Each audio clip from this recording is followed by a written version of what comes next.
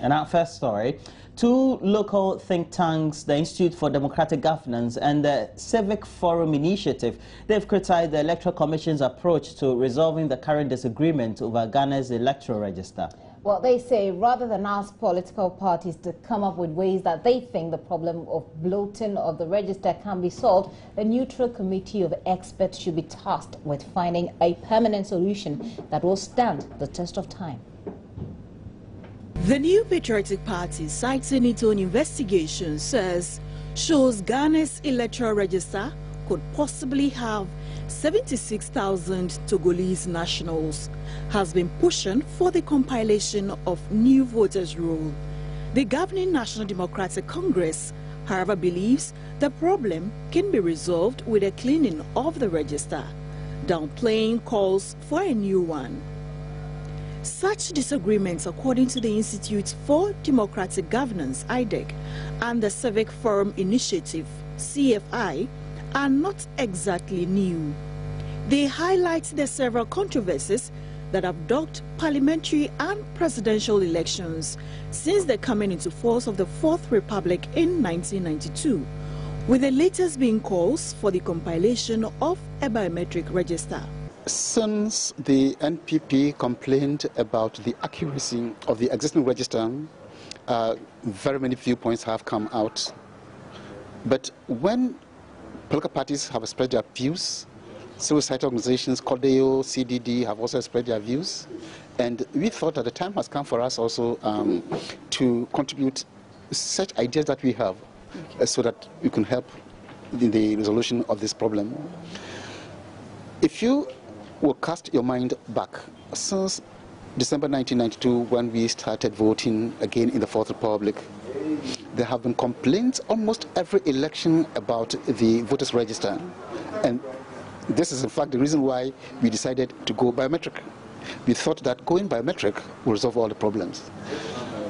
We can see from the present complaints of the NPP that even biometric registration has not ended the allegations. But IDEC and CFI regret the solutions preferred over the years have not yielded the needed results. There is actually the need for an impartial committee made up of experts. We are not talking about party people, good ICT people, people with knowledge about election voters register and so on and so forth, to be assembled to investigate those allegations that have been made against the register. Are they valid? And if valid, what do we need to do? We cannot simply leave the political parties to be pushing their own viewpoints. We need a committee of experts, first and foremost, to examine the register. If possible, access registers of voting neighboring countries to see whether some of the allegations that are being made are true, how substantial those allegations are, and then the way forward. We cannot leave this to political parties. We cannot also leave it to the EC alone to do it. Okay. At the moment, the way we are going about it, this party talking, that party talking, and the EC calling for views of various political parties and so on and so forth, we do not think we can come to the kind of solution that will satisfy all sides. They believe, rather than leaving it to political parties, an independent committee of experts will think through a more comprehensive solution. As observed earlier, the past solutions to the credibility problems of the voters' register have invariably turned out to be one election fixes. It is not in the national interest that we as a nation have failed to produce a trustworthy and enduring register, whose maintenance or reform is also cost and expenditure efficient. It is in the national interest to break the cycle of one election fixing of the credibility problems of our voters' register. But can there be experts who can think up solutions to the problems devoid of their political affiliations? Executive Director of IDEC, Dr. Emmanuel, says that is very possible. In fact, the fact that you come from a party does not mean you cannot do a professional thing. But people should see you as having the credibility and the capacity to do that. It is not a bad thing to belong to a party, but you should also rise above that to serve the national interest. It is rabid, partisanship That is the problem. And usually it's not everybody in the party that has that. The two think tanks say they will continue to implore the Electoral Commission to establish such a body, explaining it will be the best if the Commission acts quickly on their recommendation. All right. Well, yesterday we did speak with the Electoral Commission, and they're saying that, well, the NPP and the NDC are supposed to make their cases, and so why don't you also come and make your case on 22nd September? We'll see how that goes. But, well, let's still stay with a bit of politics, if you like. The minority in Parliament has accused government and the International Monetary Fund of gross violation of Ghana's constitution. This, according to the NPP minority, came about because the IMF and government agreed loan terms and disbursed funds under an extended credit facility without due parliamentary approval. Minority spokesperson on finance, Dr. Anthony Akutuose, told the media at a news conference that the action so far taken under the agreement must be reversed. In fulfillment of the monitoring and assessment requirements, the Executive Board of the IMF on August 31st, 2015, completed the first review of the performance under the ECF program and approved an additional disbursement of SDR 83.025 million, the equivalent of 116.6 million to the government of Ghana. This means that in effect, from April 3rd to date, the government of Ghana has received a loan of about 233.1 million from the IMF. The IMF sits across in Washington from the World Bank. I don't recall the World Bank not ever bringing their loans here. Our constitution is very clear. A loan is not operational until an act of parliament or a resolution. That's simple. As I said, when the fund team visited the finance committee, some of us pointed it out to them.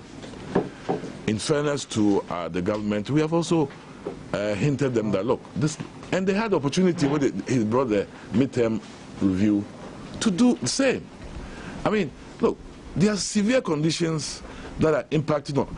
This program is what is causing the utility companies to adjust every quarter, the NPA to adjust prices bi-weekly, to remove subsidies, to talk about the next freeze on employment except for education and health. We are going through that removal of subsidies. It's a program that is having an impact of Ghanaians. Let the people of Ghana debate whether or not that's what they want to do. In any case, the government has a majority. If it's really is a matter of majority vote, but at least the people of Ghana ought to know. And as I said, what is worse is that, I'll give you one good example. The minister came to Parliament to seek approval of a Euro bond of 1.5. In the original program, the ceiling was 1 billion. But because Parliament approved for them to issue 1.5, it is okay. They've gone to seek approval. But the new document that came out on the 31st, they've moved it to 2.5 billion and inserted a loan by GMPC, which they say doesn't have to come to Parliament, 350 million. That additionalities are almost about 850. And they're anticipating that there'll be some other borrowing which will have to come to Parliament. Bring it for parliamentary approval. Why? What are you hiding? But the interesting case is that in the GMPC case, they said it doesn't have to come to Parliament. In this document, and if you want me to read out, I can read it for you. It's become part of government. It has become part of the government borrowings, at least 350 million. This is coming through the back door. And you say that you don't have to come to Parliament. It's a shame. And we'll do a lot more discussions on this very subject and the propositions and the concerns of the minority in Parliament for the NPP. Well, a senior research fellow at the Legon Center for International Affairs and Diplomacy, Dr. Vladimir Danso, is blaming the high incidence of corruption in the country on the monetization of politics. He said that development has limited accountability in governance, while spending has also increased. Dr. Danso is therefore calling for fiscal discipline by government. In Ghana, the situation is not different. What is lacking is that politics has been so much monetized that corruption is high. And corruption is not a crime now in Ghana, one way or the other, once your party is in power, like you mentioned.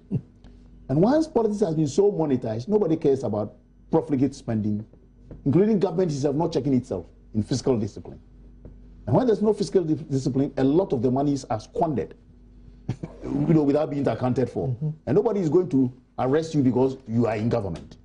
When the next one comes, it continues. So if we have a Buhari who says that, look, I'm clean and I want everybody to be clean, you start it from there, I think it will stop.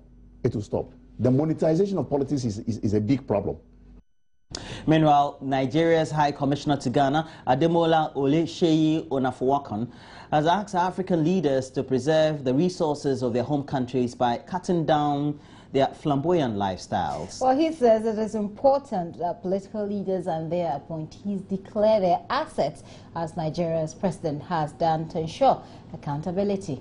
If the president can subject himself to that, as far as government funds and properties are concerned, I think is a good example. He is not a private person. Private individuals, private businessmen can live as flamboyant as they want. So far they pay their taxes. But when you work for government, you have to be able to show, to account for whatever you are worth, especially if you have a position of a governor, minister, and other key positions that the Constitution says should declare their asset. I think if we start doing that with what President Buhari has started now across Africa, I think we'll have a lot of resources kept at home rather than being shipped abroad, where people die, the money is lost in some foreign countries, where their family, at least those, will not even have access to it, not to talk of their country. And this capital flight is so massive in Africa. Why can't we use that money at home to develop our people, to develop our environment? Why are people dying in the Mediterranean, trying to get to Europe, when we have resources in some African countries, even more than those European countries?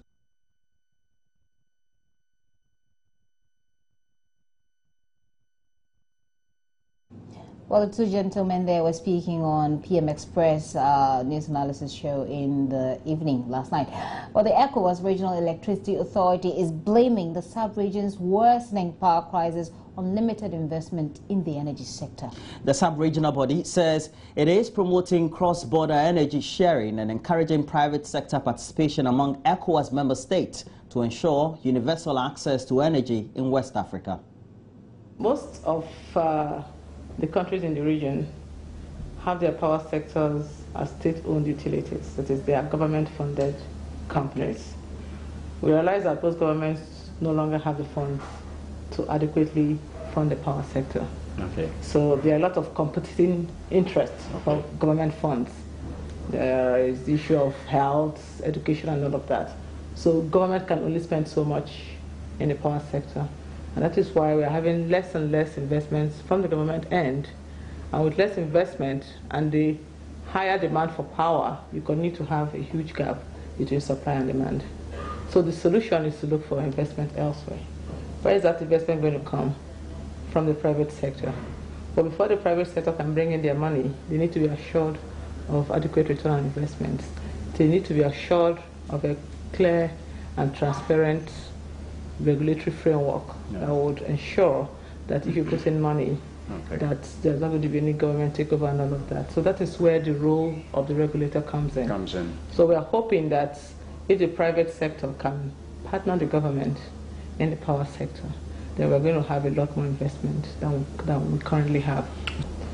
But the vision of ECOWAS is to be able to leverage on the economies of scale and see how we can attract investments using the enormous potentials that reside within the region.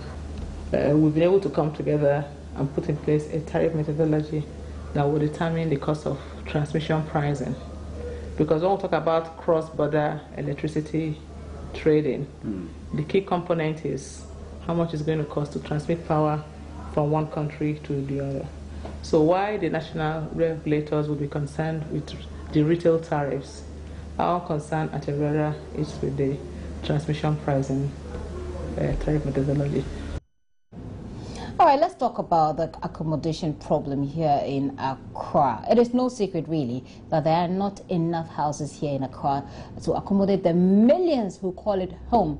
In fact, it is a well-known fact that a significant number of city dwellers are crammed into homes that accommodate tents in spaces that should not take more than 2.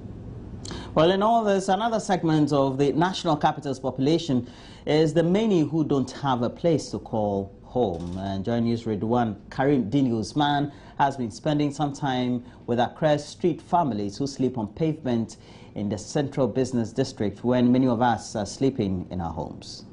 The honking vehicles, the milling crowds of commuters, hawkers and loiterers. This is Ghana's capital, Accra, vibrant in the day as many throng the city to eke out a living. But when it's all done and the sun goes down and the daytime visitors are all departed, those who call the city center home don't really have a home. Life on the street is very terrifying. Recently, 2 of my colleagues sustained severe injuries when a car nearly ran us over. I work as a driver's mate with meager wage that can't secure my accommodation.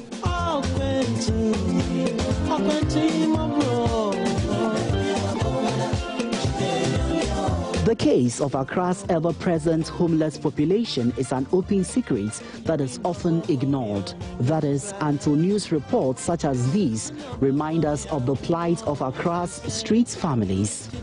They wait for the end of the business day so they can have doorways and verandas of the various shops as their living quarters.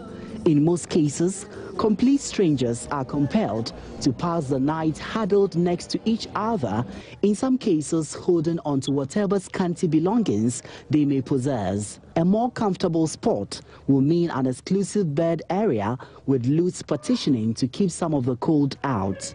These street families number into the thousands, desperate men, women and children whose lives have been reduced to nothing but squalor. 20-year-old Agnes Safua has been living on the street for close to 10 years. She says over the years, she has been compelled by her predicament to sell her body in order to survive. We are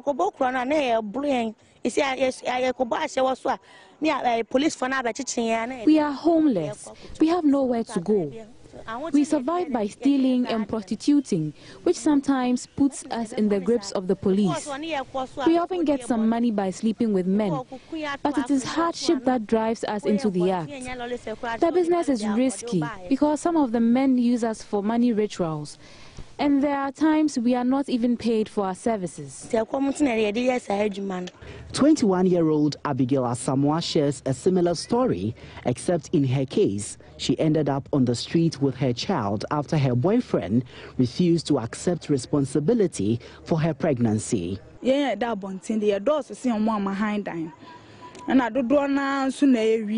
Sometimes, even defaulting debtors who are chased by their creditors join us on the street.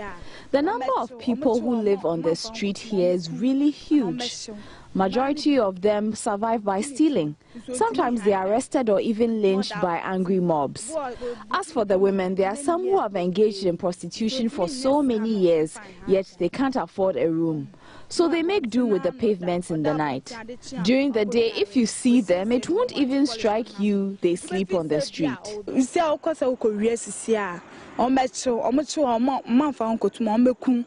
She is hopeful someday in the near future, her situation will change for the better. Life here is miserable, and in their bid to cope with the daily terror on the street, as well as to suppress hunger pangs and deal with traumatic memories, many succumb to substance abuse, a temporary escape from the hardship that life has served them.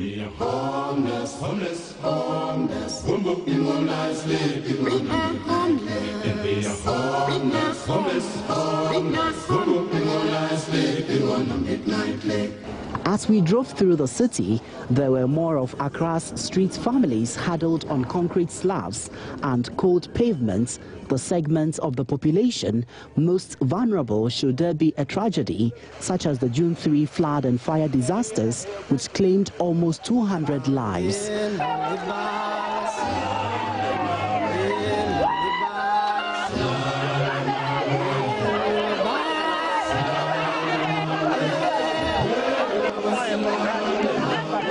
At the break of dawn, when the hustle and bustle resumes, they mingle once again with the daytime visitors, many of whom are oblivious to the fact that not everyone passed the night in a warm bed in a decent home. Homeless, homeless. The moonlight sleeping on a midnight lake. I am completely struck by the irony of it all. Those who have longed for the night on their comfortable beds. It is the homeless who dreamt the night, ushered in the day, hoping that it brings a better tomorrow. Ridwan Karim Dini Osman, Joy News, Accra. Say something. No, I thought you say something. Well, that is a beautiful piece, yeah, I think. Although, I mean, it does strike you to see the number of people on the streets, the number of children on the street as well. But you know what fascinates me? This lady who talks about going to steal. It's really funny. And she says, she speaks about them as though they were some, you know, normal jobs and normal conventional activities that everybody needs to be partaking in. Okay. Well. And so this is what we're going to encourage Karim Dini Osman to do. We are going to make sure we get to the families or individuals who tend to have all these experiences. We follow them throughout the day until the next morning to see how really they cope, just to look at how touching a human interest story could be. And bring you closer to the experiences of real people. You're still here with us on the AM show. We're going to take a very quick break. What do we have next, Roland? We're here to look at what the stories are as they've been summarized on the news portal myjoyonline.com. We'll also take a look at other stories on other news portals across the country and elsewhere on the continent and beyond. Stay with us, please. We'll be right back.